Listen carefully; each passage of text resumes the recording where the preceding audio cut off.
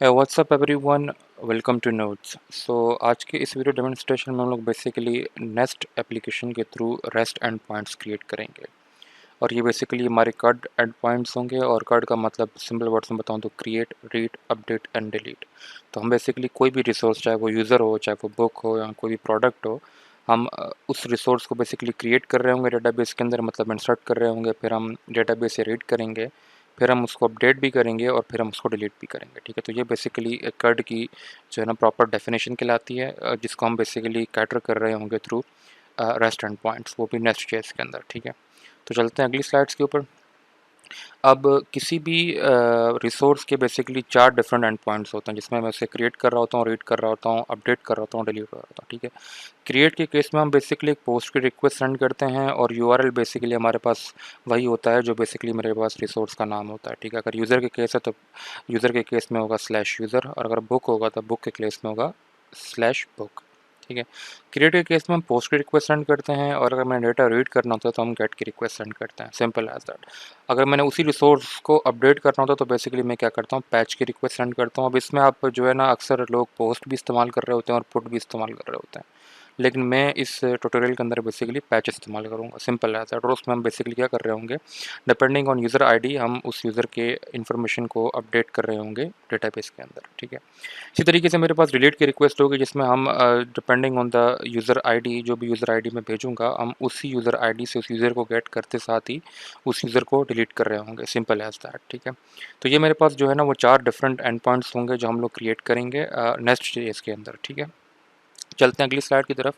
तो यहाँ पर जो है ना हम स्ट्रक्चर देख लेते हैं। ठीक है, हम शुरू से बहस करते हुए आ रहे हैं कि एक्सप्रेस और नेस्ट जेएस में सबसे बड़ा डिफरेंस यही था कि एक्सप्रेस अनओपिनियटेड स्ट्रक्चर था। ठीक है, उसको लिखने का कोई तरीका नहीं है। तो नेस्ट जेएस ने आकर बेसिकली आपको एक तरीका प्रोवाइड कर दिया, एक प्रॉपर स्ट्रक्चर प्रोवाइड कर दिया एप्लीकेशन को लिखने का। तो वो स्ट्रक्चर बेसिकली जो है ना हम इन वीडियोज़ में डिस्कस करते हुए आए हैं, उसी को हम फर्दर थोड़ा सा चुना समराइज़ करेंगे आज। ठीक है, अगर कोई भी क्लाइंट हमारी नेस्ट की एप्लीकेशन पर, ये पूरा जो अगर आप बॉक्स देख रहे हैं, ठीक है, ब्लू कलर का, ये पूरी मेरी नेस्ट की एप्लीकेशन है। ठीक है, तो कोई भी क्लाइंट अगर मेरी नेस्ट के एप्लीकेशन पर कोई रिक्वेस्ट सेंड करता है, तो मुझे पता है कि मेरी एप्लीकेशन डिफरेंट मॉड्यूल्स में स्प्लिट हुई होती है, depending on our business use case.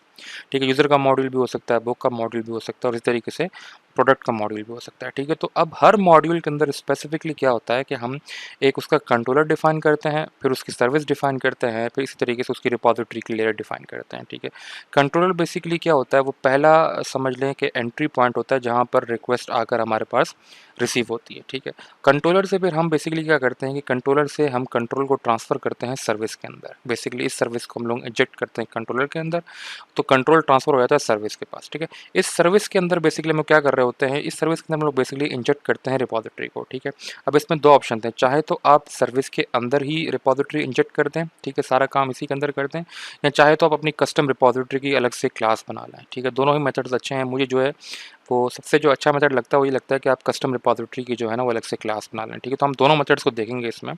लेकिन इसमें पॉइंट ऑफ कॉन्टैक्ट ये है कि हम सर्विस के अंदर बेसिक रिपॉजिटरी इंजेक्ट कर रहे होते हैं, और रिपॉजिटरी बेसिकली डायरेक्ट कॉन्टैक्ट में होती है हमारे डेटाबेस से। ठीक है, तो अगर कोई भी चीज़ हमें फाइंड करनी होती है तो वो रिपॉजिटरी फाइंड करके लाकर सर्विस को प्रोवाइड करती है, और सर्विस बेसिकली आपके कंट्रोलर को प्रोवाइड करता है, और कंट्रोलर बेसिकली रिस्पॉन्स सेंड कर देता है बैक टू द यूज़र। ठीक है, तो ये बेसिक जो है ना वो स्ट्रक्चर है जो नेस्ट ने आपको प्रोवाइड किया हो। ठीक है, अगर आप जावा के बैकग्राउंड से आ रहे हैं या स्प्रिंग बूट के बैकग्राउंड से आ रहे हैं, तो ये स्ट्रक्चर आपको जो है ना बहुत ज़्यादा, आप उससे जो है ना गुजर चुके होंगे कि इस स्ट्रक्चर को आप बहुत ज़्यादा इस्तेमाल कर चुके होंगे। ठीक है, तो ये है प्रॉपर स्ट्रक्चर होगा जिसको हम फॉलो करेंगे। ठीक है, अब हम बेसिकली क्या करते हैं कि एक मॉडल क्रिएट करते हैं, फिर उसमें कंट्रोलर होता है, सर्विस होता है, और उसकी रिपॉजिटरी होती है। ठीक है, बाय डिफ़ॉल्ट हम ये खुद नहीं करेंगे, हम बेसिकली जो नेस्ट का कमांड इंटरफेस है ना, उसके अंदर बेसिकली कमांड होती है nest G for generate and RES मतलब शॉर्ट फॉर्म है रिसोर्स की। ठीक है, तो हम जैसे ही जनरेट रिसोर्स यूज़र करेंगे तो ये हमसे डिफरेंट ऑप्शंस पूछेगा कि आप कौन सी रिसोर्स क्रिएट करना चाह रहे हैं, रेस्ट एपीआई क्रिएट करना चाह रहे हैं, या ग्राफक्यूएल की एपीआई क्रिएट करना चाह रहे हैं, या कोई माइक्रो सर्विस क्रिएट करना चाह रहे हैं, या कोई वेब सॉकेट क्रिएट करना चाह रहे हैं। ठीक है, तो depending on our use case हम बेसिकली रेस्टोरेंट पॉइंट्स पे सेलेक्ट करेंगे, और सेलेक्ट करते साथ ही ये जो कमांड लाइन इंटरफेस नेस्ट का, ये बेसिकली जाएगा एक सिंपल यूज़र मॉड्यूल बनाएगा। इसी तरीके से उस यूज़र मॉड्यूल के अंदर एक यूज़र कंट्रोलर बनाएगा, उसी तरीके से यूज़र की एक सर्विस बनाएगा, ठीक है। और उसी के साथ हमारे पास कुछ जो है ना एक यूज़र की एंटिटी बनाएगा और यूज़र के कुछ DTOs बनाएगा, और उन तमाम चीज़ों को बेसिकली यूज़र मॉड्यूल के अंदर बनाते साथ ही उस यूज़र मॉड्यूल को मेरे रूट मॉड्यूल में भी बाय डिफ़ॉल्ट इंपोर्ट कर लेगा, ठीक है। तो ये किस तरह होगा बेसिकली हमें प्रैक्टिकल डेमोन्स्ट्रेशन में देखेंगे, ठीक है। तो ये छोटा-सा जो है ना वो ओवरव्यू था कि हम बेसिकली इस वीडियो ट्यूटोरियल के अंदर हम लोग बेसिकली क्या चीज़ें बनाएँगे और किस तरीके से डिस्कस करेंगे, ठीक है। तो इसका मेन एजेंडा क्या होगा कि हम लोग बेसिकली यूज़र का कड एंड पॉइंट बनाएँगे, जिसके अंदर लोग बेसिकली यूज़र को क्रिएट कर रहे होंगे, रीड कर रहे होंगे, अपडेट कर रहे होंगे और डिलीट कर रहे होंगे, ठीक है। तो मेरा ख्याल थ्योरी कुछ ज़्यादा हो गई है, तो अब विदाउट टाइम वेस्ट किए चलते हैं हम अपनी प्रैक्टिकल डेमोन्स्ट्रेशन की तरफ। ठीक है, तो स्टार्ट करते हैं प्रैक्टिकल डेमोन्स्ट्रेशन से। यहाँ पर आपको याद होगा तो लास्ट टाइम हम लोगों ने बेसिकली टाइप ORM के मॉड्यूल को इंपोर्ट किया था, और उसी के साथ हम लोगों ने बेसिकली हमारी नेस्ट.जेएस की एप्लीकेशन को कनेक्ट किया था हमारे पोस्टग्रेस के डेटाबेस के साथ, ठीक है। सिंपल एज़ दैट, ठीक है। तो यहाँ पर सिर्फ मैंने एक एक्स्ट्रा लाइन ऐड की जिसके अंदर मैं बेसिकली उसे एंटिटीज़ की लोकेशन प्रोवाइड कर रहा हूँ, ठीक है। अब एंटिटीज़ क्या होती हैं, अगर आप दोबारा टाइप ORM की ऑफिशियल डॉक्यूमेंटेशन पे आते हैं तो आपके पास जो है आप जैसे इसको स्क्रॉल अप करेंगे तो यहाँ पे एंटिटी के अंदर आपको व्हाट इज़ एंटिटी का सेक्शन मिल जाएगा, ठीक है। और एंटिटी की डेफिनेशन बहुत सिंपल है कि बेसिकली एंटिटी क्या है, is a class that maps to a database table, ठीक है। आप क्या कर रहे होते हो, बेसिकली एक क्लास प्रोवाइड कर रहे होते हो और वो क्लास जाकर डेटाबेस के टेबल के साथ मैप हो जाती है, ठीक है। अब ये काम टाइप ORM करता है कैसे कि टाइप ORM बेसिकली इन डेकोरेटर्स को रीड करता है, ठीक है। जिस तरह आप @एंटिटी का डेकोरेटर बनाएंगे किसी भी क्लास के ऊपर, तो टाइप ORM को पता लग जाएगा कि आप बेसिकली इस क्लास का जो है ना वो एक टेबल जो है ना डेटाबेस के अंदर एक्सपेक्ट कर रहे हैं, ठीक है। तो वो इस क्लास का टेबल जो है वो क्रिएट कर देगा। इसी तरीके से आप जैसे ही @प्राइमरी जनरेट कॉलम के एनोटेशन किसी भी वेरिएबल के ऊपर लगाएंगे तो उसे समझ में आ जाएगा कि आप एक इसको प्राइमरी कॉलम बनाना चाह रहे हैं। इसी तरीके से अगर कॉलम की डेकोरेटर लगाएंगे आप किसी के ऊपर तो वो बेसिकली क्या हो जाएगा, सिंपल एक कॉलम बन जाएगा डेटाबेस टेबल के अंदर, ठीक है। यहाँ पे देख सकते हैं कि यूज़र का एक क्लास थी, उसके अंदर मेरे पास 1 2 3 एंड 4 डिफरेंट कॉलम्स थे, जिसमें से आईडी मेरे पास प्राइमरी कॉलम था, ठीक है। तो एग्जैक्टली यही क्लास को उसने बेसिकली डेटाबेस के टेबल में मैप कर दिया। उसने एक यूज़र का टेबल बनाया, आईडी जो है ना उसने आईडी का कॉलम बनाया जिसको उसने प्राइमरी कर दिया, ठीक है। फर्स्ट नेम लास्ट नेम, क्योंकि उनकी जो टाइप थी वो स्ट्रिंग थी तो उसने बेसिकली वो आर्चर कर दिया, और इज एक्टिव की टाइप क्योंकि बूलियन थी तो उसने उसे बूलियन ही रहने दिया। सिंपल आता है, ठीक है। तो एंटिटी बेसिकली सिंपल एक क्लास होती है जो डेटाबेस के टेबल के साथ मैप हो जाती है ऑब्वियसली, ठीक है। तो बाकी आप फर्दर इसको रीड आउट कर सकते हैं, यहाँ पे मैं ज़्यादा इन डेप्थ में नहीं जाऊँगा, ठीक है। तो मैंने सिर्फ आपको थोड़ा सा ओवरव्यू देना था कि बेसिकली एंटिटी क्या होती है, ठीक है। तो चलते हैं दोबारा वेबस्टॉर्म की तरफ। यहाँ पर मैंने बेसिकली क्या किया, बस एंटिटीज़ की लोकेशन प्रोवाइड कर दी है कि आप अब अंडरस्कोर डायरेक्टरी नेम मतलब करंट डायरेक्टरी के अंदर आप आएँ, और करंट डायरेक्टरी के अंदर आप कोई भी फोल्डर जो है ना फोल्डर्स या सब फोल्डर्स के अंदर आप डॉट एंटिटी की फाइल को सर्च करें। डॉट एंटिटी डॉट टीएस भी हो सकता है और डॉट जेएस भी हो सकता है, ठीक है। टीएस तो इसलिए क्योंकि हम लोग टाइपस्क्रिप्ट ज़्यादा भी इस्तेमाल कर रहे हैं, लेकिन जब हम इसकी प्रोडक्शन बिल्ड बनाते हैं नेस्ट की तो सारी एंटिटीज़ किस में कन्वर्ट हो जाती हैं, डॉट जेएस में कन्वर्ट हो जाता है, ठीक है। तो डॉट जेएस की एक्सटेंशन मैंने इसलिए यहाँ पे प्रोवाइड की हुई है, सिंपल एज दैट, ठीक है। तो एंटिटीज़ की लोकेशन देने के बाद हम अपना काम स्टार्ट कर सकते हैं। तो आपने सिंपल क्या करना है, आप अपना कमांड लाइन जो है ना वो खोल लें। स्क्रीन को क्लियर कर लूँगा मैं, और उसी के साथ हम करेंगे कि nest G4 generate RES resource, ठीक है। हम एक रिसोर्स क्रिएट करेंगे और रिसोर्स होगी यूज़र की, ठीक है। जैसे आप इसको एंटर करेंगे कुछ टाइम लेगा, और उसी के साथ बेसिकली आपको जो कुछ फाइल्स है ना वो इस सोर्स की डायरेक्टरी के अंदर आपको प्रोवाइड कर देगा, ठीक है। ठीक है, तो यहाँ पे आपसे पूछ रहा है कि बेसिकली आपको जो है ना वो क्या चाहिए, रेस्ट एंड पॉइंट्स चाहिए, ग्राफक्यूएल के चाहिए, या माइक्रो सर्विस चाहिए, वेब सॉकेट्स चाहिए, ठीक है। तो हमारे केस में तो रेस्ट एंड पॉइंट्स होंगे तो मैं रेस्ट एंड पॉइंट्स में एंटर कर दूँगा, ठीक है। उसके बाद वो आपसे पूछ रहा है कि आपको कड एंट्री पॉइंट्स चाहिए। ऑब्वियस सी बात है, मुझे कड एंट्री पॉइंट्स चाहिए क्योंकि हमारा जो मेन ट्यूटोरियल का एजेंडा यही है कि हमने कड एंड पॉइंट्स क्रिएट करने। तो मैं इसको येस करके एंटर कर दूँगा। अब ये कुछ टाइम लेगा और कुछ फाइल्स जो है ना बेसिकली मेरे सोर्स के अंदर क्रिएट कर देगा, ठीक है। तो उसने बेसिकली कुछ फाइल्स क्रिएट कर दी हैं। तो चलते हैं, वो आपको बेसिकली उन फाइल्स के बारे में यहाँ पे बता भी रहा है, लेकिन हम उसको बेसिकली सोर्स में जाकर देखते हैं कि कौन कौन सी फाइल उसने क्रिएट की, ठीक है। तो मैं इसको मिनिमाइज़ कर देता हूँ, और जैसे ही मैं अपने सोर्स के फोल्डर के अंदर आऊँगा ना तो आप देख सकते हैं मेरे पास एक यूज़र का फोल्डर बन चुका है, ठीक है। उस यूज़र के फोल्डर के अंदर मेरे पास एक DTO का फोल्डर है, एंटिटीज़ का फोल्डर है, एक कंट्रोलर है, कंट्रोलर की टेस्टिंग फाइल है, यूज़र मॉड्यूल है, यूज़र की सर्विस की टेस्टिंग फाइल है, और यूज़र सर्विस है मेरे पास, ठीक है। तो टेस्टिंग फाइल्स क्योंकि अभी हम लोग फिलहाल टेस्टिंग को डिस्कस नहीं कर रहे, तो मैं टेस्टिंग की फाइल्स यहाँ से डिलीट कर दूँगा, ठीक है। अब हमारे पास सिंपल कंट्रोलर मॉड्यूल सर्विस, और इसी तरीके से मेरे पास एंटिटी होगी, और इसी तरीके से मेरे पास DTO होंगे, ठीक है। DTO बेसिकली वो जेसन का वो जो स्ट्रक्चर होता है ना जिसको हमने डिफाइन करना होता है कि मैं कैसा स्ट्रक्चर एक्सपेक्ट कर रहा हूँ रिक्वेस्ट है, वो हम DTO में प्रोवाइड करते हैं, ठीक है। तो क्रिएट यूज़र DTO में बेसिकली प्रोवाइड कर रहे होंगे कि यूज़र को क्रिएट करने के लिए हम कौन सा जेसन स्ट्रक्चर एक्सपेक्ट कर रहे हैं, और अपडेट के केस में हम उसे प्रोवाइड कर रहे होंगे कि अपडेट के केस में हम कौन सा स्ट्रक्चर उससे एक्सपेक्ट कर रहे हैं, ठीक है। Simple as that. तो एक काम करते हैं, स्टार्ट करते हैं जो है ना एंटिटी से। यहाँ पर आ जाऊँगा मैं एंटिटी से, और यहाँ पर हम बेसिकली वही एंटिटी डिफाइन करेंगे करेंगे जिसकी टाइप ORM को तलाश है, जो बेसिकली इस एंटिटी को पढ़ते साथ ही हमारा क्या करेगा, टेबल क्रिएट करेगा। ठीक है, तो इसमें सिंपल आपने क्या करना है कि थोड़ा सा अगर मैं जूम इन कर लूँ, ठीक है, तो मैं इसको यहाँ पे नीचे ले आता हूँ और मैं इसको मिनिमाइज़ करता हूँ फ्लैट डेटाबेस को। ठीक है, इसी के साथ हम यहाँ पर सबसे पहले तो एंटिटी का डेकोरेटर लगा देंगे। ठीक है, और ये जो एंटिटी का डेकोरेटर है ये बेसिकली इंपोर्ट होगा from type ORM, simple as that. ठीक है, तो इंपोर्ट हो चुका है फ्रॉम टाइप ORM और इसके अंदर बेसिकली हम depending on our business use case इस क्लास के अंदर हम बेसिकली डिफरेंट फील्ड्स बनाएंगे। ठीक है, तो हमें प्राइमरी कॉलम तो चाहिए, तो मैं एक आईडी तो लाजमी रखूँगा जो बेसिकली इसकी टाइप नंबर होगी। इसी तरीके से मैं फ़िलहाल के लिए फर्स्ट नेम रख लेता हूँ। ठीक है, फर्स्ट नेम होगा स्ट्रिंग के अंदर और इसी तरीके से एक लास्ट नेम कर लेते हैं। ठीक है, स्ट्रिंग में होगा ये भी और इसी तरीके से मेरे पास एज होगी जो होगी नंबर के अंदर, सिंपल एज दैट। ठीक है, अब क्योंकि मैंने टाइप ORM को बताना है कि इसके डिफरेंट कॉलम्स क्रिएट करने हैं आपने टेबल के अंदर, तो हम डेकोरेटर्स इस्तेमाल करेंगे। ठीक, डेकोरेटर्स या एनोटेशंस बात है कि ठीक है, तो मैं इसको कर दूंगा @ और मैं यहाँ पे लगा दूंगा प्राइमरी जनरेटेड कॉलम। ठीक है, और ये अगेन इंपोर्ट होगा फ्रॉम टाइप ORM। ठीक है, सिंपल एज दैट। और इसी तरीके से यहाँ पर हम लगा दूंगा @कॉलम का डेकोरेटर लगा देंगे। ठीक है, वो भी कहाँ से इंपोर्ट होगा, ऑब्वियस सी बात है टाइप ORM से इंपोर्ट होगा। ठीक है, इसी को मैं डेकोरेटर कॉपी करते साथ ही यहाँ पर भी पेस्ट कर दूंगा। ठीक है, इसको नीचे ले आते हैं और इस तरीके से मैं यहाँ पर भी पेस्ट कर दूँगा, सिंपल एज़ दैट। और इसको भी मैं एक स्टेप नीचे ले आता हूँ। ठीक है, फॉर्मेट कर लेंगे तो ये मेरे पास सिंपल जो है ना वो एक यूज़र एंटिटी का स्ट्रक्चर बन चुका है, सिंपल एज़ दैट। ठीक है, अच्छा, सेव करते साथ ही बेसिकली जैसे ही आप एंटिटी क्रिएट कर लेते हैं, आपका जो नेक्स्ट जो ऑप्शन बनता है वो ये होता है कि टाइप ORM को आपने बेसिकली बताना होता है कि ये मैंने एक एंटिटी क्रिएट की हुई है। ठीक है, ऑल्दो आपने यहाँ पर अगर आप मॉड्यूल में आएँ तो आपने उसे बता दिया है कि मेरे जो सोर्स के अंदर जितने भी आप फाइल्स देखेंगे एंटिटी डॉट एंटिटी की क्लास से हमारी एंटिटी होगी, लेकिन उसके बावजूद भी हमें बेसिकली एक और एडिशनल पैरामीटर प्रोवाइड करना होता है। तो वो बेसिकली क्या होता है कि आपको यूज़र मॉडल के अंदर आना है और यहाँ पर आपको बेसिकली यूज़र मॉडल के अंदर हमें इसलिए आना है क्योंकि हम बेसिकली यूज़र की एंटिटी क्रिएट कर रहे हैं। ठीक है, अगर आप किसी और जगह किसी और मॉड्यूल में एंटिटी क्रिएट कर रहे होते तो आप उस मॉड्यूल के अंदर आते हैं। ठीक है, तो मैं यूज़र मॉडल के अंदर इसलिए आया क्योंकि मैंने यूज़र की एंटिटी जो है ना वो इसी मॉड्यूल के अंदर, मतलब इसी यूज़र के फोल्डर के अंदर क्रिएट की हुई है। ठीक है, तो मैं यहाँ पे आकर सिंपल यूज़र मॉडल के अंदर इंपोर्ट करूँगा, इंपोर्ट्स का जो जहाँ पर हम इंपोर्ट्स का एरे इंपोर्ट करेंगे। ठीक है, जहाँ पर मैं डिफरेंट मॉड्यूल्स को इंपोर्ट कर सकूँ उसमें। ठीक है, तो यहाँ पर मैंने सिंपल क्या करना है, मैंने टाइप ORM का मॉड्यूल इंपोर्ट करना है। ठीक है, और यहाँ पर हम कर देंगे फॉर फीचर।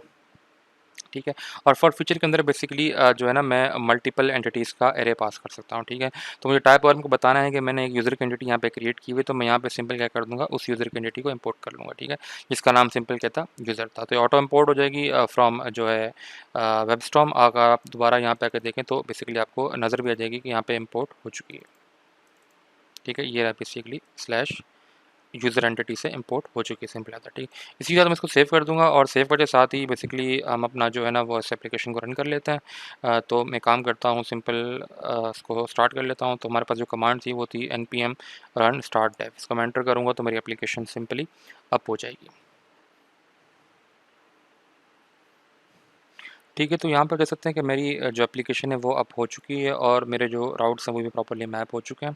ठीक है, इसी के साथ जब जैसे ही आप उसे एंटिटी को प्रोवाइड करेंगे टाइप ORM को, और अगर आपका जो सिंक्रोनाइजेशन का जो पैरामीटर है ना, जो ये सिंक का पैरामीटर है, ठीक है, ये अगर ट्रू है बाय डिफ़ॉल्ट तो वो बेसिकली इस एंटिटी को देखते साथ ही डेटाबेस के टेबल के साथ मैप कर देगा, सिंपल एज़ दैट। ठीक है, तो हमने क्या किया हुआ है, अगर आप दोबारा मेरी लोकल एनवायरनमेंट प्रॉपर्टीज़ में आएँ तो मैंने DB सिंक को ट्रू किया हुआ है। ठीक है, तो जैसे ही आप अगर अपना डेटाबेस खोलें और मैं इसको रिफ़्रेश करूँगा, तो रिफ़्रेश करते साथ ही बेसिकली जो है ना वो आपको यहाँ पे नज़र आ जाएगा कि मेरे पास 2 टेबल क्रिएट हो चुके हैं।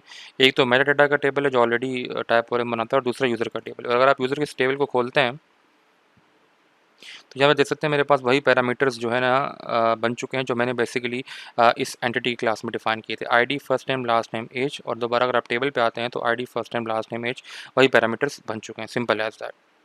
ठीक है, तो इसको बेसिकली क्या करता है, behind the scenes type ORM जो है ना वो मेरी एंटिटी की फ़ाइल को देखते साथ ही इसको एसक्यूएल में कन्वर्ट करते साथ ही जो है ना डेटाबेस में उस एसक्यूएल को जो है ना रन करता है, और फिर हमारे पास क्या होता है कि ये टेबल जनरेट हो जाता है, सिंपल ऐसा है। ठीक है, इसको आप बेसिकली इस तरीके से कर सकते हैं। अगर मैं दोबारा इस टेबल को जो है ना अगर मैं यहाँ पे राइट क्लिक करके ड्रॉप भी कर देता हूँ, ठीक है, अगर मैं इस टेबल को ड्रॉप करता हूँ, ओके कर देता हूँ, ठीक है, ओके करते साथ ही बेसिकली मैं अगर दोबारा यहाँ पे आता हूँ मेरे ऐप मॉड्यूल के अंदर, ठीक है, यहाँ पर मैंने क्या किया हुआ है, लॉगिंग ऑफ की हुई है। ठीक है, टाइप ORM जितने भी लॉग्स हैं मुझे मत दिखाओ। ठीक है, अगर लेकिन जैसे मैं आता हूँ और लॉगिंग को यहाँ पर मैं अगर ट्रू कर देता हूँ, ठीक है, लॉगिंग ट्रू का मतलब क्या है कि मुझे लॉग्स दिखाओ आप, ठीक है। तो मुझे लॉग्स दिखाओ, जैसे मैं ट्रू कर देता हूँ उसी के साथ जब मैं सेव करूँगा और सेव के साथ ही अगर मैं दोबारा अपना एप्लीकेशन का टर्मिनल खोलता हूँ, ठीक है, तो आप देखेंगे मेरे पास क्या होगा कि क्योंकि मैंने यूज़र का टेबल ड्रॉप कर दिया था और सिंक्रोनाइजेशन ट्रू है, तो बेसिकली अगेन वो दोबारा एंटिटी को टेबल डेटाबेस के साथ सिंक करेगा, ठीक है। और सिंक करने के लिए वो दोबारा जाकर जो है ना टेबल क्रिएट करेगा, लेकिन इस टाइम मुझे जो है वो लॉग्स नज़र आएंगे और यहाँ पे आप देख सकते हैं कि उसने कुछ लॉग्स रन कर दिए ऊपर, ठीक है।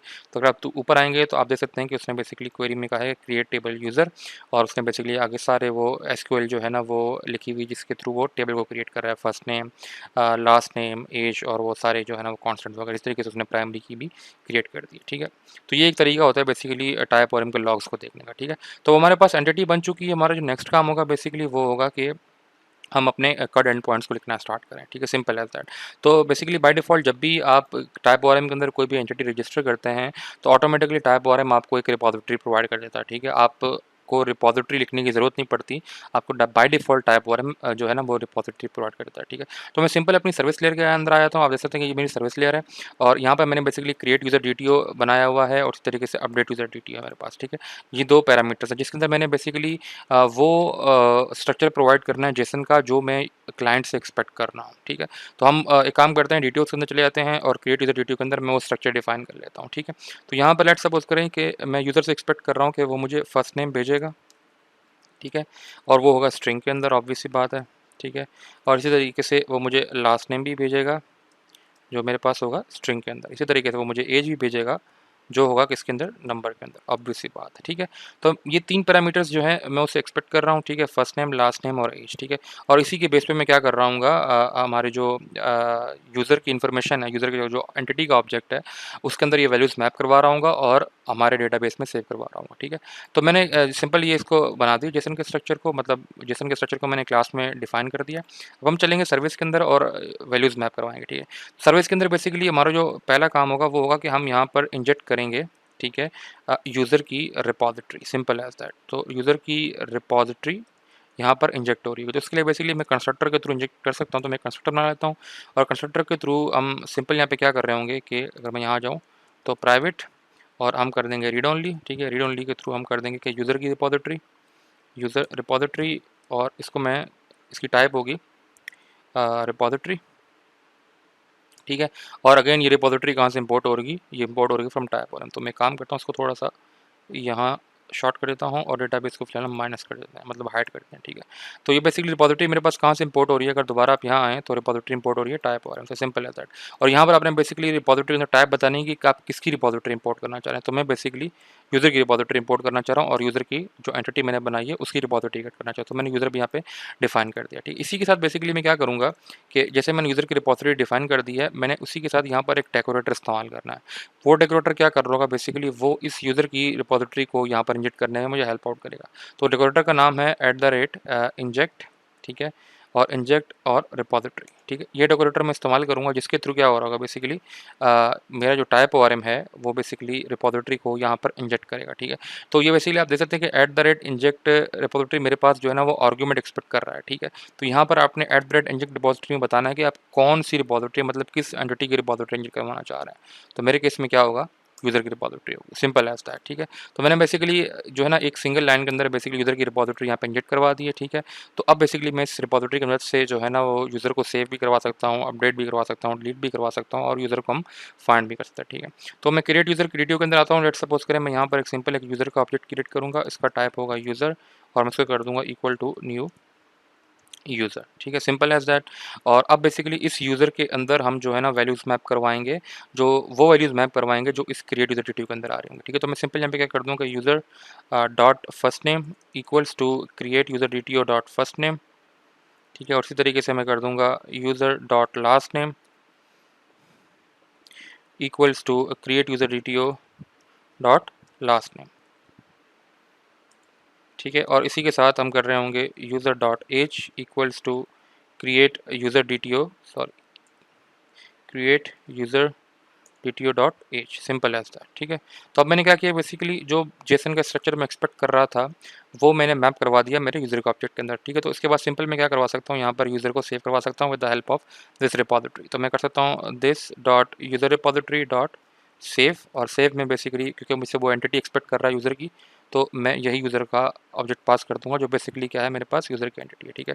और ये बाय डिफ़ॉल्ट अगर आप इसके ऊपर हाईलाइट करेंगे ना, तो बाय डिफ़ॉल्ट ये आपको प्रॉमिस ऑफ यूज़र रिटर्न करता है। मतलब ये क्या करेगा कि जो डेटा डेटाबेस में सेव करेगा उसी का ऑब्जेक्ट आपको रिटर्न कर देगा, लेकिन प्रॉमिस की फॉर्म में, ठीक है। तो हम क्या कर देंगे, इसके रिटर्न टाइप में यहाँ पे मैं कह दूंगा प्रॉमिस, और प्रॉमिस में ये एक यूज़र रिटर्न कर देगा, सिंपल एज दैट, ठीक है। इसी तरीके से हम क्या करेंगे, फाइंड ऑल की पे भी लिख सकते हैं with the help of this repository. तो सिंपल रिटर्न के केस में, फाइंड ऑल के केस में क्या हो रहा होगा कि हम सिंपल कर रहेंगे this dot user repository dot find, ठीक है। अब फाइंड के अंदर अगर आप कोई भी पैरामीटर प्रोवाइड नहीं करते तो टाइप और हमको ऑटोमेटिकली पता लग जाता है कि मैं सारे के सारे रिकॉर्ड्स गेट करना चाह रहा हूँ, ठीक है। तो यहाँ पर बेसिकली मेरा मेन एजेंडा यही है, मैंने सारे के सारे यूज़र के रिकॉर्ड्स डेटाबेस से गेट करना है, ठीक है।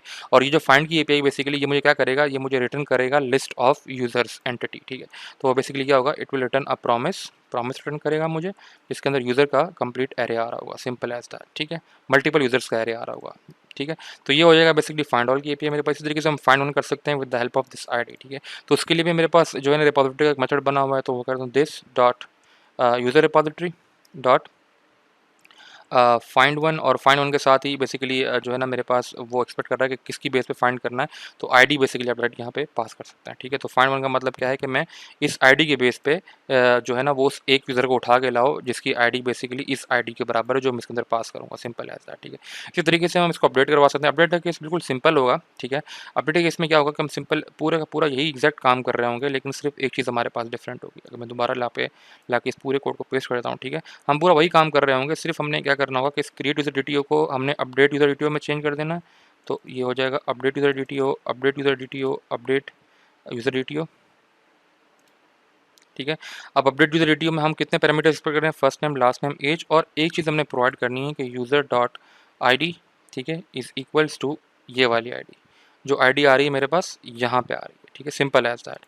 तो ये बेसिकली आईडी हम क्यों मैप करवा रहे हैं, क्योंकि बेसिकली जो सेव का मेथड है ना, ये दो काम करता है। अगर आप इसको कंट्रोल दबा के क्लिक करके इसे डिक्लेरेशंस में जाएंगे ना, तो वो बता रहा है कि एंटिटी डज नॉट एग्जिस्ट।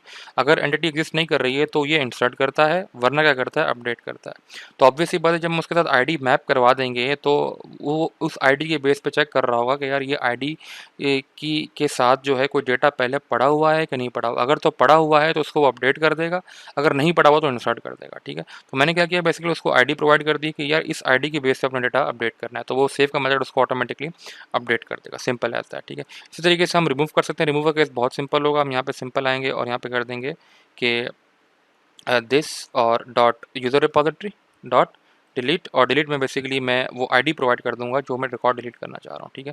तो ये बेसिकली क्या कर देगा, रिकॉर्ड को डिलीट कर देगा, ठीक है।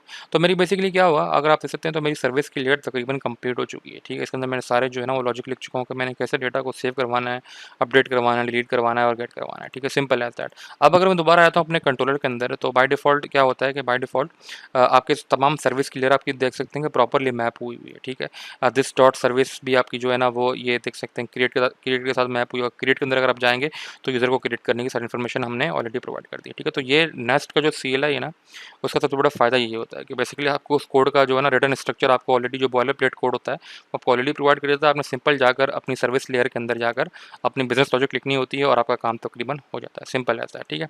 तो मेरे पास क्रिएट भी कर रहा हूँ, फाइंड ऑल भी कर रहा हूँ, ठीक है, फाइंड बाय आईडी भी कर रहा हूँ, उसी तरीके से मैं अपडेट भी कर रहा हूँ और रिमूव भी करवा रहा हूँ, सिंपल ऐसा है, ठीक है। तो अब ये मेरे पास तकरीबन काम कंप्लीट हो चुका है। मैंने सिंपल क्या करना है, सिंपल जाना है और पोस्टपोन पे मैंने जो है ना वो अपनी एपीआईज टेस्ट करनी है, सिंपल एज दैट, ठीक है। तो एक काम और कर सकते हैं कि अपडेट यूज़र डीटीओ के अंदर हमने अब तक स्ट्रक्चर प्रोवाइड नहीं किया, तो अपडेट यूज़र डीटीओ के अंदर जब आप आएंगे तो आप क्रिएट यूज़र डीटीओ के सारे पैरामीटर्स कॉपी करते साथ ही आप अपडेट यूज़र डीटीओ में भी जो है ना पेस्ट कर सकते हैं, ठीक है। अव्वल तो पेस्ट करने की ज़रूरत नहीं, क्योंकि ऑलरेडी जो है ना वो क्रिएट यूज़र डीटीओ से जो है ना एक्सटेंड कर रहा है, लेकिन अगेन मैं फॉर सेफ यूज़ केस जो है ना मैं इसको जो है सिंपल पेस्ट कर रहा हूँ, ठीक है। अव्वल तो उसकी ज़रूरत नहीं है, क्योंकि ऑलरेडी ये क्रिएट यूज़र डीटीओ एक्सटेंड कर रहा है, तो सारे पैरामीटर्स ऑलरेडी इसके अंदर आ चुके हैं, ठीक है। तो खैर मेरी सारा काम तकरीबन कंप्लीट हो चुका है। तो मैं एक दफ़ा यूज़र कंट्रोल भी चेक कर लेता हूँ, सारी चीज़ें मुझे सही लग रही हैं। इसी तरीके से जो है मुझे क्या करना पड़ेगा, बेसिकली सर्विस को भी चेक कर लेते हैं, सर्विस भी मुझे सही लग रही है। तो अब हम चलते हैं यूज़र कंट्रोल को खोल के, और उसी के साथ मैं अपने पोस्टमैन पे चलता हूँ और सबसे पहले तो फाइंड की एपीआई टेस्ट करते हैं, सिंपल एज दैट, ठीक है। तो मैं अपना पोस्टमैन खोल चुका हूँ यहाँ पे, ठीक है। और पोस्टमैन पे अगर आप दोबारा गौर करें तो मेरी एपीआई बेसिकली जो होगी ना वो स्लैश यूज़र की होगी, और स्लैश यूज़र पर जैसे ही आप कोई गेट की रिक्वेस्ट करेंगे तो आपका ये वाला मेथड जो है ना ऑटोमेटिकली हिट हो जाएगा, सिंपल एज दैट, ठीक है। तो मैं यहाँ पे आता हूँ एक न्यू रिक्वेस्ट क्रिएट करते हैं, HTTP रिक्वेस्ट होगी मेरे पास, ठीक है। मेथड गेट का होगा और HTTP forward slash local host port मेरे पास 3000 है और स्लैश यूज़र, ठीक है। 3000 स्लैश यूज़र है, गेट की रिक्वेस्ट होगी, सेंड करूँगा, ठीक है। तो यहाँ पे मुझे कह रहा है, अच्छा सॉरी, मेरा ख्याल मैं फ़ाइल को सेव करवाना भूल चुका हूँ, ठीक है। तो इसलिए वो प्रीवियस स्ट्रिंग को टर्न करवा रहा है, ठीक है। तो फाइल को दोबारा सेव कर देंगे और सेव करते साथ ही मैं दोबारा जो है ना वो अपनी एप्लीकेशन की दोबारा चेक कर लेता हूँ, ठीक है। तो एप्लीकेशन को यहाँ पे चेक कर लेंगे, फाउंड 0 और एप्लीकेशन मेरी रीस्टार्ट हो रही है, ठीक है। और मेरे दोबारा जो है ना वो राउट्स भी मैप हो चुके हैं, सारा जो आप देख सकते हैं टाइप और इनके लॉग्स भी आपको दिखा रहा है वो। और अगर आप स्क्रॉल डाउन करेंगे तो आपके सारे जो है ना वो राउट्स भी मैप हो चुके हैं और कोई एरर भी नहीं है मेरे पास। अब दोबारा जाके टेस्ट करते हैं हम, और अगर दोबारा मैं रन करूँगा, ठीक है, तो आप देख सकते हैं मेरे पास एम्प्टी एरे आ रहा है। ऑब्वियसली बात है एम्प्टी एरे आना ही चाहिए, क्योंकि अब तक मेरे पास डेटाबेस के अंदर कोई भी यूज़र मौजूद नहीं है। अगर आप दोबारा यहाँ पर इसको मिनिमाइज़ करके और दोबारा अगर मैं डेटाबेस खोलूँ तो इसको रिफ़्रेश करूँ, ठीक है,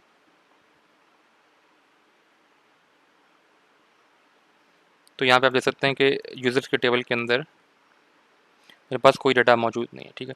तो चलते हैं हमारे कंट्रोलर के अंदर और अब हम क्या करेंगे, यूज़र को इंसर्ट करेंगे, ठीक है। तो हमें बेसिकली कौन सा कंट्रोलर का मेथड चाहिए, ये वाला, ठीक है। तो हम बेसिकली क्या करेंगे, स्लैश यूज़र पे कोई भी अगर पोस्ट की रिक्वेस्ट करते हैं तो हमारा ये वाला मेथड इंसर्ट होगा। और इसके जिसकी जो बॉडी है ना बेसिकली वो कौन सी रिक्वायर्ड है, वो उसमें फर्स्ट टाइम रिक्वायर्ड है, लास्ट टाइम रिक्वायर्ड है और एज रिक्वायर्ड है, सिंपल ऐसा है, ठीक है।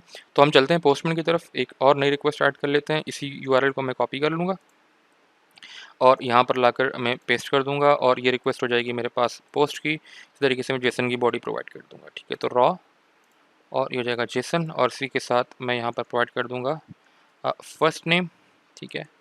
फर्स्ट नेम लेट सपोज करें मैं आफाक प्रोवाइड कर देता हूँ, और इसी तरीके से हम लास्ट नेम प्रोवाइड कर देंगे, ठीक है। और लास्ट नेम मेरे पास हो जाएगा, लेट सपोज करें जावेद कर देते हैं, ठीक है, जो मेरा नाम है।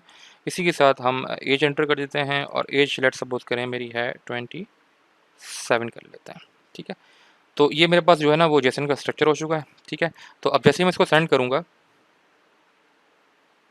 ठीक है, तो यहाँ पे देख सकते हैं मेरे पास रिस्पांस में जो है ना वही ऑब्जेक्ट उठ के आ रहा है, लेकिन उसमें डिफरेंस क्या है कि मेरे पास इस दफ़ा आईडी भी उठ के आ रही है, ठीक है। तो टाइप और बेसिकली क्या करता है कि बेसिकली जब भी कोई ऑब्जेक्ट को इंसर्ट करता है डेटाबेस के अंदर, उसी इंसर्ट करते वक्त जो प्राइमरी की या जो आईडी जनरेट होती है उस आईडी को बाय डिफ़ॉल्ट रिटर्न करवा देता है, ठीक है। तो ये सक्सेसफुली जो है ना मेरा जो है वो यूज़र एंटर हो चुका है डेटाबेस के अंदर। अगर आप दोबारा यहाँ पर आकर मेरे यूज़र के टेबल के अंदर आएँ तो आप देख सकते हैं मेरे पास यहाँ पर ID1 के नाम से वो रिकॉर्ड ऑटोमेटिकली इंसर्ट हो चुका है, ठीक है, सिंपल एज दैट। अब दोबारा अगर जाकर आप फाइंड की API को टेस्ट करेंगे, ठीक है, और रिक्वेस्ट को सेंड करेंगे, तो अब आपको यूज़र की इन्फॉर्मेशन यहाँ पर मिल जाएगी, सिंपल एज दैट, ठीक है। आप देख सकते हैं मेरे पास रिस्पॉन्स में वो एक सिंगल यूज़र का जो है ना वो ऑब्जेक्ट उठ के आ रहा है, ठीक है। इसी के साथ आप मल्टीपल जो है ना वो यूज़र सेव कर सकते हैं। दोबारा जो है वो पोस्ट की रिक्वेस्ट पर आता हूँ और मैं यहाँ पर एक और यूज़र एंटर करवा देता हूँ, ठीक है। लेट सपोज करें मैं एंटर करवा देता हूँ असद और सर्वर, ठीक है। और लेट सपोज करें कि इनकी एज है 45 ईयर्स, ठीक है, सेंड कर देंगे, ठीक है। ये भी इंसर्ट हो चुका है, उसको जो आईडी उसने असाइन की है वो 2 असाइन की, क्योंकि प्राइमरी कॉलम ऑटोमेटिकली इंक्रीमेंट हो रहा होता है, ऑब्वियस सी बात है, ठीक है। तो यहाँ पे जब आप आके दोबारा फाइंड करेंगे, फाइंड की रिक्वेस्ट को हिट करेंगे, तो आपको असद सर्वर के नाम का ऑब्जेक्ट भी ऑटोमेटिकली मिल जाएगा। इसका मतलब क्या है कि मेरी ऐड की API और गेट की API प्रॉपरली काम कर रही है, ठीक है। इसी के साथ हम क्या करेंगे, अब दोबारा अगर आप अपने कंट्रोलर के अंदर आएँ तो आप बेसिकली क्या कर सकते हैं कि अब आप हमने डेटा को ऐड भी कर दिया, हमने फाइंड भी कर ली। अब हम बेसिकली क्या करेंगे, फाइंड फाइंड वन का मतलब क्या है कि किसी एक मखसूस यूज़र को गेट करो with respect to the ID, ठीक है। तो वो भी हम कर सकते हैं। तो मुझे बेसिकली क्या करना होगा, उसके लिए भी गेट की रिक्वेस्ट होगी, लेकिन मैं आगे साथ में आईडी भी अपेंड कर रहा हूँ, ठीक है। तो मैं काम करता हूँ, इस गेट की रिक्वेस्ट को ही कॉपी कर लेता हूँ, एक नई रिक्वेस्ट पे ले आता हूँ, ठीक है। और यहाँ पर मैं इस रिक्वेस्ट को पेस्ट कर दूंगा और स्लैश ID प्रोवाइड कर दूंगा 1/1 प्रोवाइड कर दूँ। मतलब क्या है कि मुझे यूज़र 1 को ला के दो। तो अगर आप दोबारा यहाँ पर आएँ तो यूज़र 1 कौन है, बेसिकली आफाक जावेद है, ठीक है। तो मैं दोबारा इस API पे आऊँगा, सेंड करूँगा, ठीक है। तो जैसे मेरे पास जो है ना वो यूज़र 1 उठ के आ चुका है, जो बेसिकली क्या था, आफाक जावेद था, जिसकी एज थी 27। इसी तरीके से अगर आप 2 के नाम पे सेंड करेंगे तो बेसिकली आपको ये जो है ना सेकंड यूज़र को उठा के ला के दे देगा, जिसकी ID 2 है, वो था असद सर्वर, उसकी एज थी 45, ठीक है। इसका मतलब क्या है, इसका मतलब ये है कि मेरे पास ये फाइंड वन की API प्रॉपरली काम करे, ठीक है। अब अपडेट वाली API को टेस्ट कर लेते हैं, ठीक है। अपडेट वाले केस में मुझे बेसिकली क्या प्रोवाइड करना है कि पैच की रिक्वेस्ट प्रोवाइड करनी है, जिसके साथ मेरे पास जो है ना वो यूज़र की ID होगी कि किस यूज़र की आईडी को बेसिकली अपडेट करवाना चाह रहा हूँ, और बाकी फिर हम उसकी अपडेट की इन्फॉर्मेशन प्रोवाइड करेंगे, ठीक है, सिंपल एज दैट। तो मैं यहाँ पे आ जाता हूँ, एक नई रिक्वेस्ट क्रिएट कर लेता हूँ, ठीक है। और ये नई रिक्वेस्ट मेरे पास जो है ना वो पैच की रिक्वेस्ट होगी, ऑब्वियस सी बात है। और यूआरएल मैं ये वाला कॉपी कर लेता हूँ, ठीक है, यहाँ पर लाके पेस्ट कर दूंगा। और यहाँ पर क्योंकि मुझे अपडेट करते वक्त ये भी बताना है कि कौन सी यूज़र को मैं अपडेट करना चाह रहा हूँ, तो लेट्स सपोज करें मैं यूज़र नंबर 2 को अपडेट करवाना चाह रहा हूँ, जिसकी आईडी क्या है 2 है, ठीक है। और इसी के साथ मैं उसकी बॉडी प्रोवाइड कर दूँगा, ठीक है। तो अगर आप गौर करें तो जो यूज़र नंबर 2 है, अगर मैं दोबारा फाइंड की एपीआई में आता तो वो कौन सा असद सर्वर था, ठीक है। तो मैं काम करता हूँ, इसको असद अपडेटेड सर्वर अपडेटेड और उसकी एज को 40 कर देता है, ठीक है, अपडेट कर लेता है। तो मैं यहाँ पे आता हूँ, मैं रॉ के अंदर जाता हूँ और मेरे पास बॉडी अगेन जेसन होगी, ठीक है। मैं उसी ऑब्जेक्ट को कॉपी कर लूँगा दोबारा, ठीक है। इसको मैं पूरे को कॉपी कर लूँगा, यहाँ पर ले आऊँगा और पेस्ट कर दूंगा।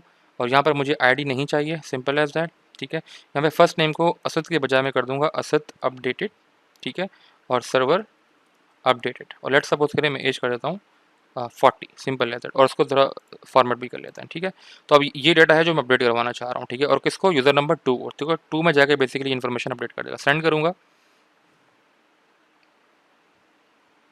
ठीक है। तो यहाँ पे देख सकते हैं मेरे पास क्या कह रहा है कि वो आईडी नंबर 2 में ये सारा डेटा अपडेट हो चुका है और वही ऑब्जेक्ट उसने मुझे बेसिकली रिटर्न कर दिया, ठीक है। अब अगर बेसिकली आप दोबारा जाते हैं फाइंड वन की एपीआई पे और यहाँ पर यूज़र नंबर 2 को फाइंड करेंगे, तो लास्ट टाइम मेरे पास सर्वर आया था, अब मेरे पास क्या आना चाहिए, अब मेरे पास आना चाहिए Asad updated and server updated, और एज क्या आनी चाहिए 40 आनी चाहिए। दोबारा सेंड करूँगा मैं, तो आप देख सकते हैं मेरे पास असद अपडेटेड सर्वर अपडेटेड और एज मेरे पास क्या आ रही है 40 आ रही है। और यही आपको जो डेटाबेस डेटा ना, यही आपको यहाँ पे नजर आ जाएगा कि असद अपडेट हो चुका है और सर्वर भी अपडेट हो चुका है, ठीक है। डेटाबेस अंदर भी मुझे यही इन्फॉर्मेशन नजर आ रही है, एज भी 40 हो चुकी है, ठीक है। तो इसका मतलब क्या हुआ कि मेरे पास अपडेट की एपीआई भी प्रॉपरली काम कर रही है, सिंपल ऐसा है, ठीक है। तो अगर दोबारा मैं आता हूँ अपने कंट्रोल के लेयर पे, तो जो ये अपडेट की एपीआई ये भी मैंने टेस्ट कर ली प्रॉपरली। अब हम टेस्ट करेंगे डिलीट की एपीआई कि क्या डिलीट होता है यूजर डेटा क्या नहीं होता, ठीक है। तो लेट सपोज करें कि मैं यूज़र नंबर 2 को, जो मैंने अभी बेसिकली अपडेट किया था डेटाबेस के अंदर, ये वाला, ठीक है, ये यूज़र नंबर 2 को मैं डिलीट करवाना चाह रहा हूँ, ठीक है। तो मुझे बेसिकली क्या करना पड़ेगा, कंट्रोलर के अंदर आएँ तो मुझे बेसिकली सिर्फ ये डिलीट की जो है ना वो रिक्वेस्ट क्रिएट करनी पड़ेगी और मुझे आईडी प्रोवाइड करनी पड़ेगी कि किस यूज़र को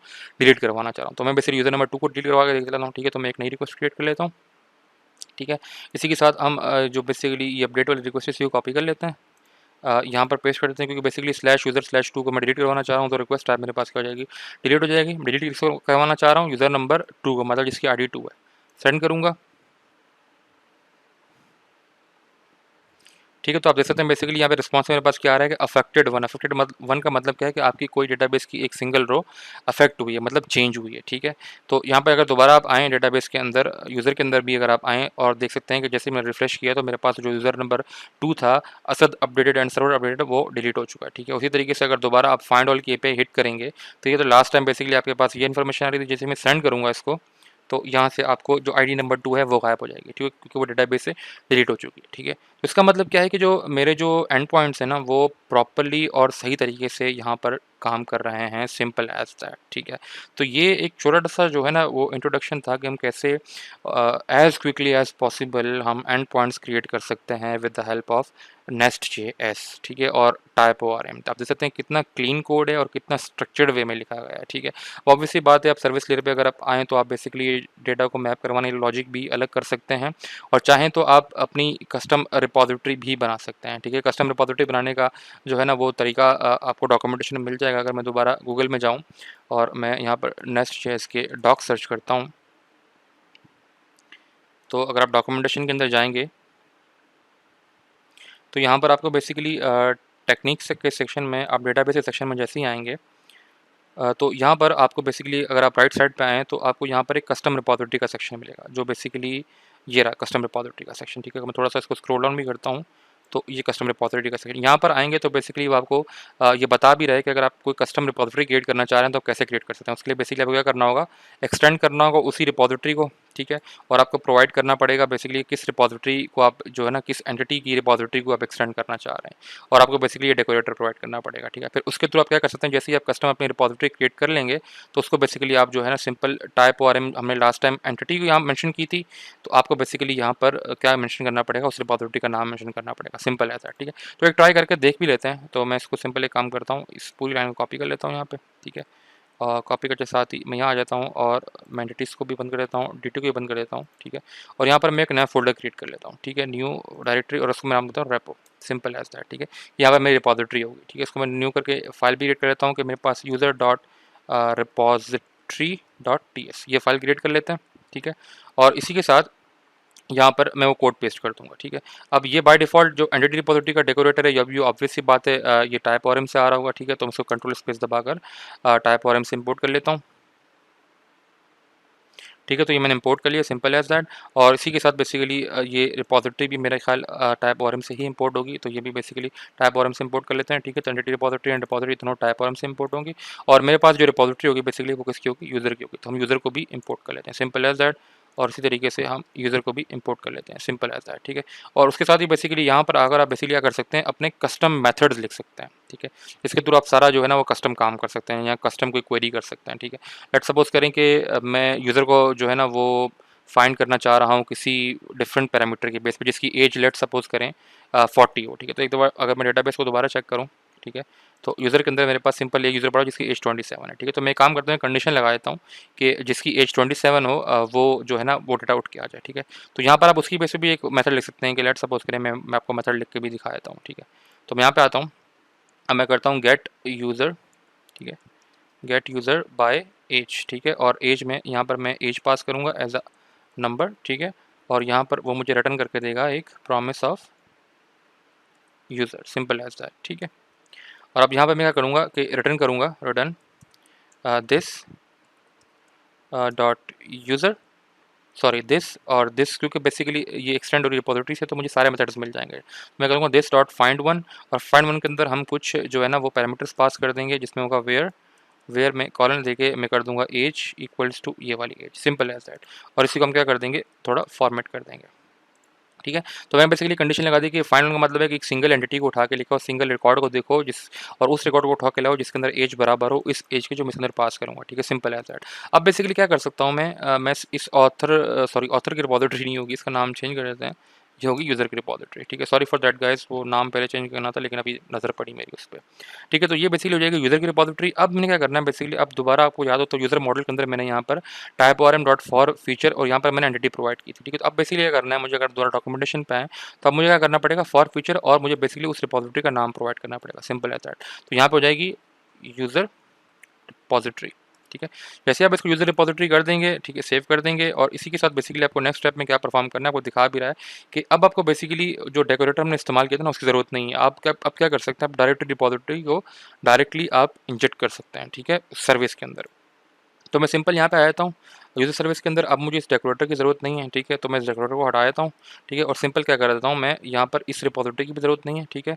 और ये इंपोर्ट भी मुझे यहाँ पे इसकी भी ज़रूरत नहीं है, ठीक है। और इंजेक्ट रिपॉजिटरी के डेकोरेटर की भी ज़रूरत नहीं है, सिंपल है दैट। मैं इसको हटा देता हूँ, ठीक है। अब मैं सिंपल क्या कर सकता हूँ, डायरेक्टली यूज़र रिपॉजिटरी को इंजेक्ट कर सकता हूँ, ठीक है। अब यूज़र रिपॉजिटरी को मैं जैसे जैसे इंजेक्ट कर दिया, ठीक है, लेट्स सपोज करें इंजेक्ट कर दिया।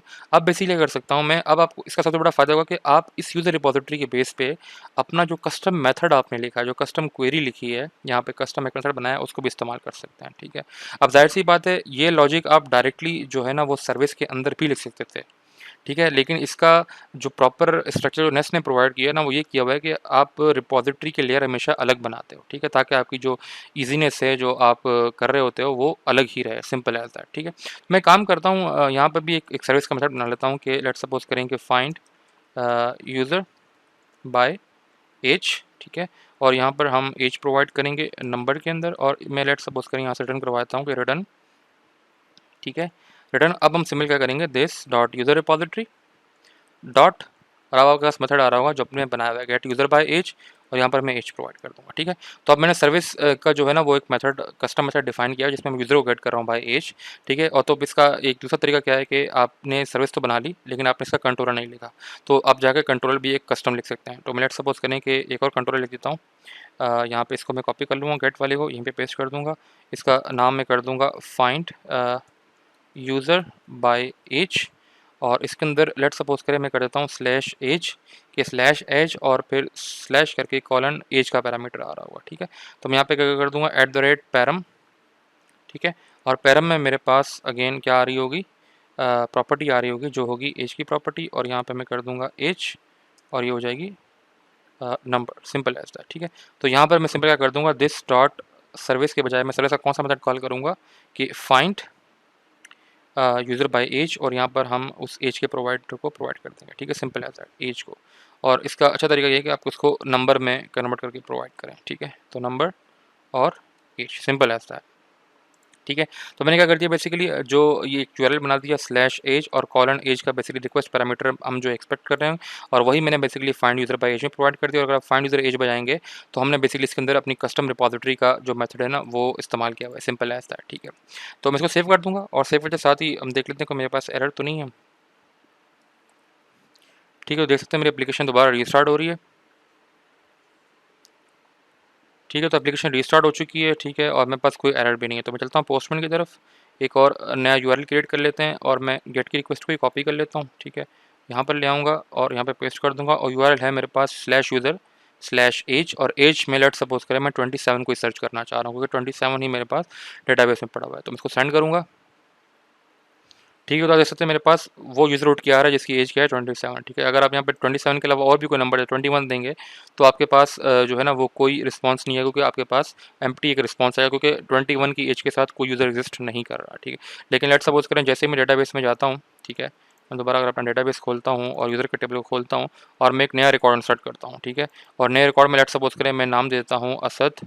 ठीक है, और यहाँ पर मैं कर देता हूँ सर्वर। ठीक है, सर्वर और यहाँ पे लेट सपोज करें मैं एज दे देता हूँ 21। ठीक है, और इसी को मैं सेव करवा देता हूँ।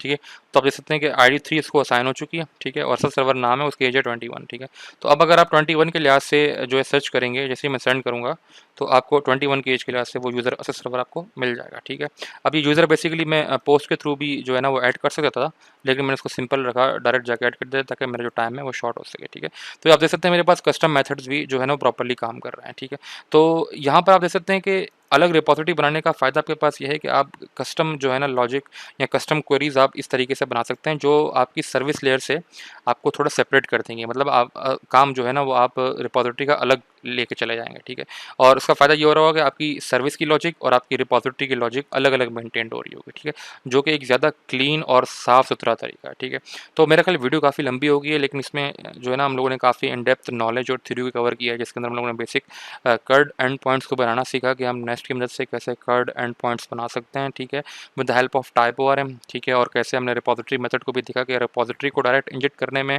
क्या फ़ायदे हैं, क्या नुकसान है, और यूज़र रिपॉजिटरी को अलग बनाने में, अलग फाइल में बनाने में क्या फ़ायदे हैं और क्या नुकसान है। ठीक है, तो आज की वीडियो यहीं पे एंड होती है। अगर आपको मेरा कंटेंट अच्छा लग रहा है तो do like and subscribe my channel. इंशाल्लाह मिलते हैं नेक्स्ट वीडियो लेक्चर के अंदर। ठीक है, थैंक्स फॉर वॉचिंग।